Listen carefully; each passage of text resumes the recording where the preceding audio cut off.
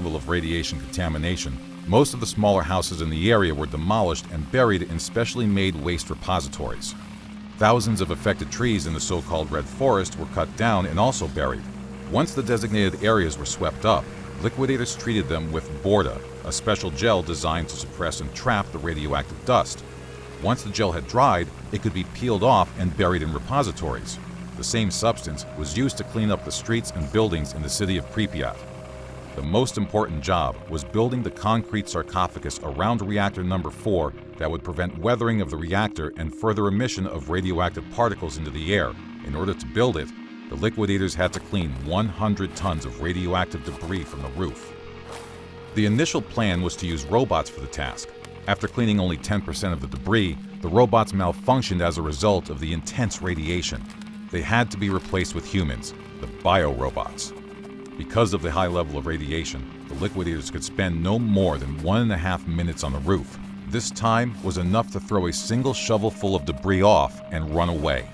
Each liquidator was only assigned one tour on the roof, but many volunteered for 5 or more trips to the most contaminated area of the plant. There was a high cost for every liquidator. They received 120 millisieverts of radiation on average, which is equal to about 1,200 times the amount of a simple X-ray. Liquidators had to wear special protective equipment in order not to suffer a lethal dose of radiation. In such a cleanup operation, the only solution was to use equipment issued by the Army.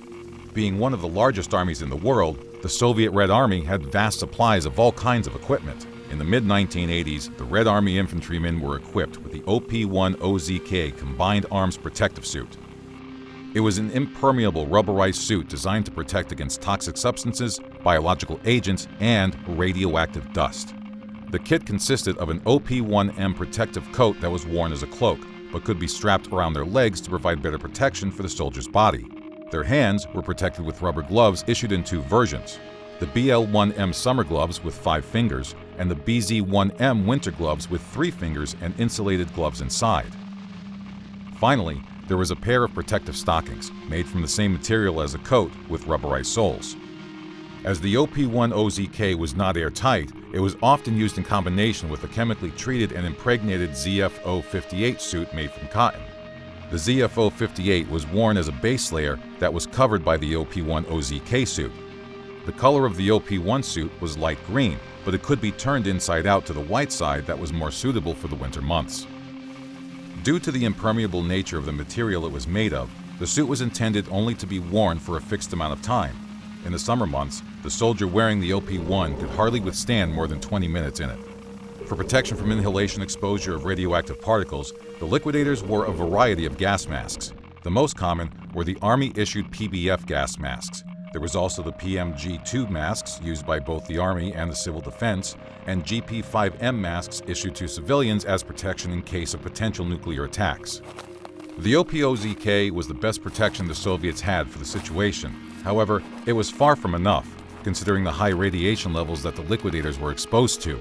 The suit did protect the wearer from alpha and beta particles, but provided absolutely no protection against gamma radiation. This was a huge issue for those liquidators who worked on cleaning the most contaminated areas. Instead of OP-1OZK suits, they used custom aprons and gloves made of 2 to 4 millimeter thick lead sheets. After each shift, the protective suits became unsuitable for use by another person because of the high doses of radiation. They too were buried along with the other contaminated materials. None of the kits provided full protection for liquidators, as many of them were exposed to extremely high levels of radiation. In the years after the incident, thousands of liquidators died from radiation-caused diseases, and even more ended up with various disabilities. This was the price the liquidators paid by serving and protecting their country